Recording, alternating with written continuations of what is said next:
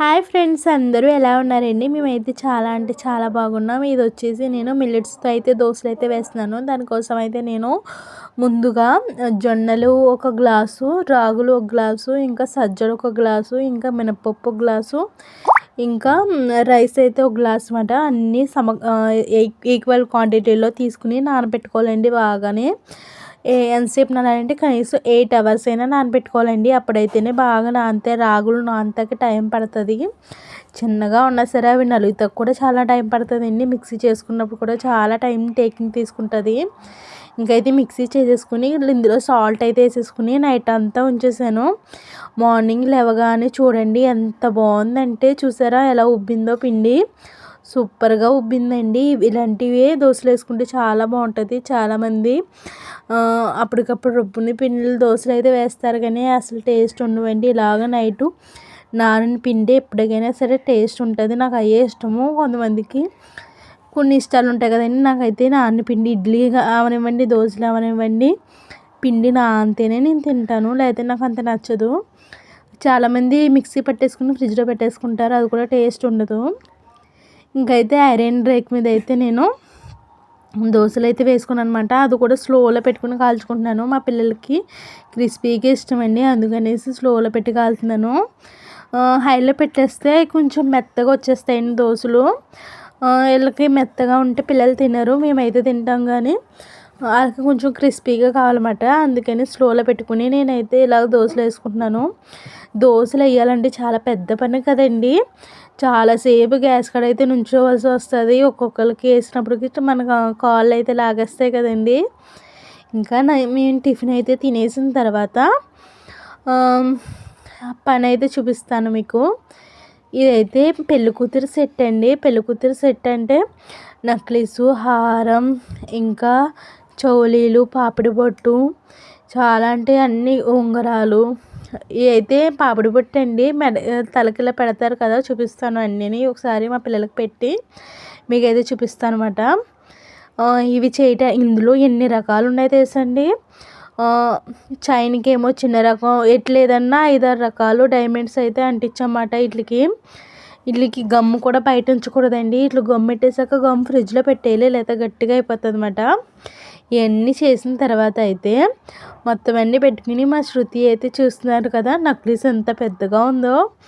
ఇంకా దానికి సెట్ హారం, ఇంకా పాపిడి బొట్టు, ముక్కు పుడక, ఉంగరాలు, ఇంకా చౌలీలు కూడా ఉన్నాయండి. ఇంకా తలకి సైడ్ పెట్టుకునేది కూడా ఉన్నది. చాలా అంటే చాలా పెళ్ళికూతురు సెట్ అంటే అండి. దీని కాస్ట్ ఎంత ఉంటుందో తెలియదు, కానీ చూసారు కదా చాలా అంటే చాలా హెవీగా ఉంది కదా. మన సైడ్ అయితే పెట్టుకోరు, కానీ గుజరాత్ సైడ్ అనేసి, రాజస్థాన్ సైడు వాళ్ళు పెట్టుకుంటారు. మనలో అయితే ఎవరు పెట్టుకోరు. మనలో కూడా ఈ మధ్యన కొంతమంది డైమండ్ నెక్లెస్లు అయితే ఇప్పుడు మొదలు పెట్టేశారు. ఇదివరకు అయితే మనకి ఎప్పుడు గోల్డ్ తప్ప నేను ఎప్పుడు గోల్డ్ ఇలాంటివి పెట్టుకున్నదే లేదండి.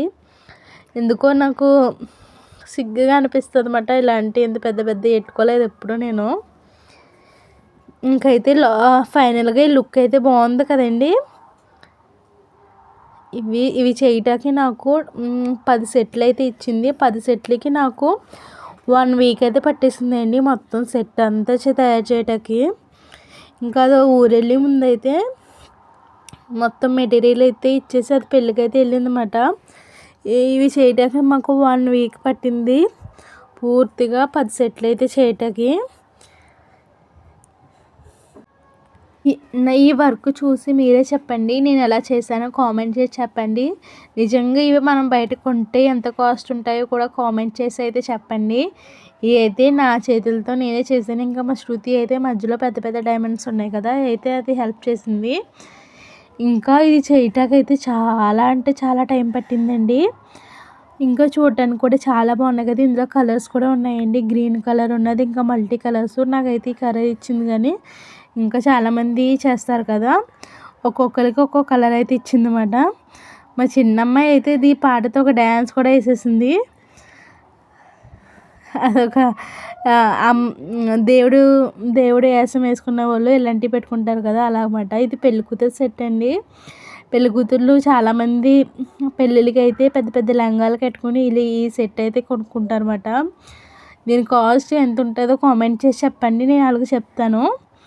ఇంకా మధ్యలో అయితే మా పిల్లలు స్కూల్ నుంచి రాగానే వాళ్ళకి నేనైతే బత్తాయికాయ రసం అయితే తీయటాకైతే బత్తాయికాయలు కోస్తున్నాను. తొక్క దరసరిగా ఉందండి, జ్యూస్ పిండితే చాలా టైం పట్టేసింది నాకు.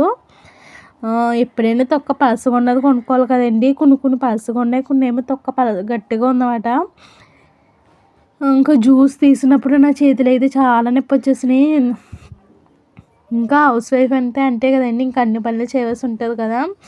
టైంపాస్కి తీసుకొచ్చాను కానీ ఆ పని కూడా నాకు ఇవాళ చాలా ఎక్కువైపోయింది. మళ్ళీ వెళ్ళాలి చెప్పిన టైంకల్లా ఇవ్వాలి కదండి, అందుకనేసి ఒక పక్కన మార్నింగ్ వీళ్ళందరినీ రెడీ చేసుకుని స్కూల్ కాడ దింపొచ్చేసి మళ్ళీ తీసుకొచ్చి మళ్ళీ వాళ్ళు వచ్చిన టైంకి వాళ్ళకి ఏయోటి రెడీ చేస్తూ ఉండాలి కదా. ఇంకా మా పెద్దమ్మాయి అయితే ఇదైతే మా శృతి గారు ఇంట్లో ఏదో పాతదే లెహంగా ఒకటి ఉండాలి, అసలు ఒక్కసారి కూడా వేసుకోలేదండి, అలాగ పడుంది. ఇదైతే గుజరాత్ సైడ్ వేసుకుంటారు కదా, నేను ఒకసారి వేసుకుని ఇలా పెట్టుకొని చూస్తాను అన్నది. సరే నీ ఇష్టం కదా అని పెట్టేశాను. ఇవి అయితే మొత్తం రెడీ అయిపోయినాయండి. ఈ పక్కన కవర్ మీద పెట్టాను కదా చెవులీలు అన్నమాట, ఇవన్నీ ఇప్పుడు పట్టుకెళ్ళి ఇవ్వడానికి అయితే వెళ్తున్నాను అనమాట. అందుకని లెక్కెట్టుకుంటున్నాను. లెక్కెట్టుకునే ముందు చెక్ చేసుకోవాలండి, ఎక్కడైనా డైమండ్స్ అయితే ఊడిపోతే అంటించాలన్నమాట. అందుకని అన్నీ ఒకసారి చెక్ చేసేసుకుని పెట్టేసుకుంటున్నాను. మళ్ళీ దానికి ఇప్పుడు ఇవ్వాలి కదా, నాతో పాటు ఇంకొకటి వచ్చింది హెల్ప్ చేయటానికి. దానికైతే నేను ఇప్పుడు చెప్పాను లెక్కెట్టి అనేసి, అదైతే లెక్కెడుతుంది. నేనైతే వరుసగా పెట్టి ఇచ్చేస్తున్నాను, ఎందుకంటే లెక్క ప్రకారం ఇవ్వాలండి వాళ్ళకి అన్నీ లెక్కెట్టి. ఒకటి తక్కువ ఎక్కువైనా సరే మనకైతే డబ్బులు కడతారన్నమాట, ఎందుకంటే వాళ్ళు లెక్కెట్టి ఇస్తారు కాబట్టి మనం కూడా లెక్కెట్టి ఇచ్చేయాలన్నమాట. మనం ఏమైనా కొనుక్కోవాలనుకుంటే డబ్బులు ఇచ్చి కొనుక్కోవాలన్నమాట. అది కూడా సేటు గారి దగ్గరికి మాట్లాడి వాళ్ళైతే తెస్తారన్నమాట. మనం ఇలాంటివి పెట్టుకోము కదా, వాళ్ళైతే మనకి ఇటు అవసరం కూడా రాదు. నేనైతే అస్సలు నాకు ఎంత పెద్ద వర్క్ పెట్టుకోవాలనిపించదు. ఎప్పుడైనా పెట్టుకోవాలనిపించినా సింపుల్గా ఉన్న డిజైన్ అయితే తీసుకుంటాను నేను, నాకు ఇష్టం. ఇంత హెవీ వర్క్ అయితే నేను ఎప్పుడూ పెట్టుకోను. ఇంకా ఈ హారం అండి, ఇది ఎంత బరువు ఉందంటే నిజంగా అది వేసుకుంటే పెళ్ళికూతురు ఒక 10 కేజీల బరువైనా ఉంటుందండి ఒక సెట్ వచ్చి.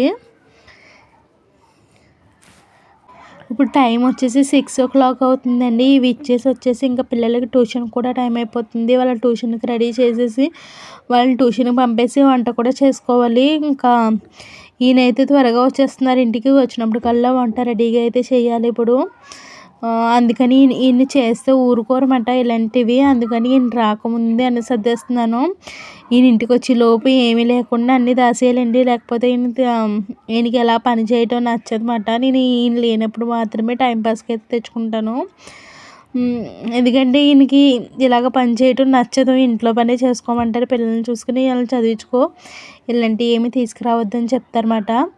అయినా సరే మన పాకెట్ మనీకి వస్తాయి కదండి, ఇంకా ఒకరి దగ్గర చేయి చాచటం ఎందుకనేసి నేనైతే నా వంతు ప్రయత్నంగా నేనైతే మధ్యాహ్నం అప్పుడు మాత్రమే చేస్తాను. అది కూడా తక్కువే తెచ్చుకొని చేస్తాను, ఎందుకంటే నాకు అంత దగ్గర అంత టైం ఎక్కువ కూడా తెచ్చుకోను, ఎందుకంటే అంత టైం నా దగ్గర ఉండదు. పిల్లలు ఇంకా ఇవన్నీ చూసుకోవాలి కదా, అందుకని నా వల్ల ఎంత అవుతుందో అంత మాత్రమే తెచ్చుకుంటాను. ఈ చౌలీలు ఇంకా బుట్టలు ఉన్నాయండి, ఆ బుట్టలు ఏమో పాపిడి బొట్లు అన్నమాట. ఇవన్నీ పట్టుకెళ్ళి ఇప్పుడు అయితే ఇచ్చేస్తాక వెళ్తున్నాను అనమాట. ఇచ్చేసి వచ్చేసి వంట అయితే మొదలు పెట్టాలి. పిల్లల్లో పక్కన ట్యూషన్కి అయితే పంపేశాను. ఇప్పుడైతే నేను కొత్తిమీర టమాటా పచ్చడి చేద్దామనేసి టమాటాలు ఇంకా కొత్తిమీర ధనియాలు జీలకర్ర ఎల్లుల్లిపాయలు శనగుళ్ళు వేపేసుకుని పక్కన పెట్టుకున్నాను. పక్కన పప్పు అయితే రెడీ అయిపోయింది. పప్పు మెంతికూర అయితే వండుతానండి, పప్పు మెంతికూర ఇంకా కొత్తిమీర టమాటా పచ్చడి చేశాను. వీటిల్లో నంచుకోవడానికి అయితే ఇప్పుడు మనం చేశాను కదండి బఠానీ ఆలు టిక్కా, అవి అయితే మా చిన్నమ్మాయికి బాగా నచ్చేసినాయి అన్నమాట, మళ్ళీ చేయమన్నది. అందులోకి మటర్ బాగా సస్తాగా ఉంది కదండి ఇప్పుడు, ఇంకా అయితే చేసేసాను. ఎందుకంటే మామూలు రోజుల్లో అయితే బఠానీలు చాలా రేట్ అండి, ఇప్పుడైతే